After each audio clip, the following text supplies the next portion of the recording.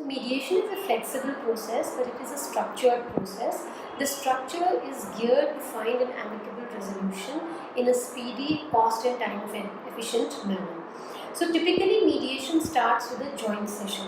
The joint session actually is the time where parties, lawyers and the mediator give their introductions, and then the parties and the lawyers will give their side of the story. It appears that the mediator is listening to both the sides of the story, but it's not just the mediator, even the parties are listening to each other's side of the story. It is a very good opportunity for the parties to understand from each other the reasons why the conflict or the dispute panned out the way it did. It is also an opportunity for the lawyers to get a very good understanding of their own case and of the other side's case.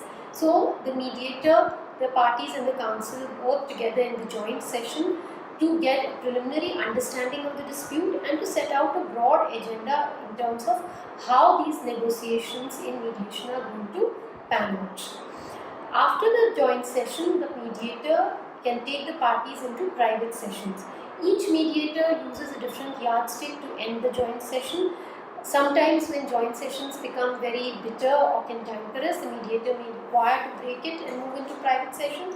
Sometimes the mediator extends the joint session if he feels that the session is proceeding very amicably and he is getting a lot of information in the joint session.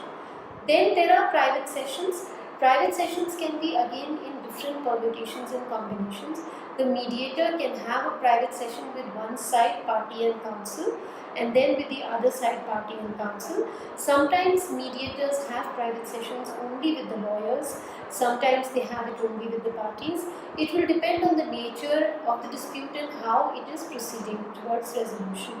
Private sessions are the sessions during which the mediator works with the parties and counsel to identify underlying interests and to try and work out solutions and options based on the needs and interests of the parties.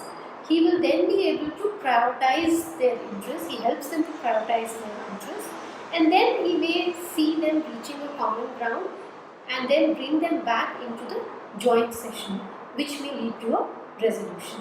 So this is the broad structure of a typical mediation. However, there can be deviations.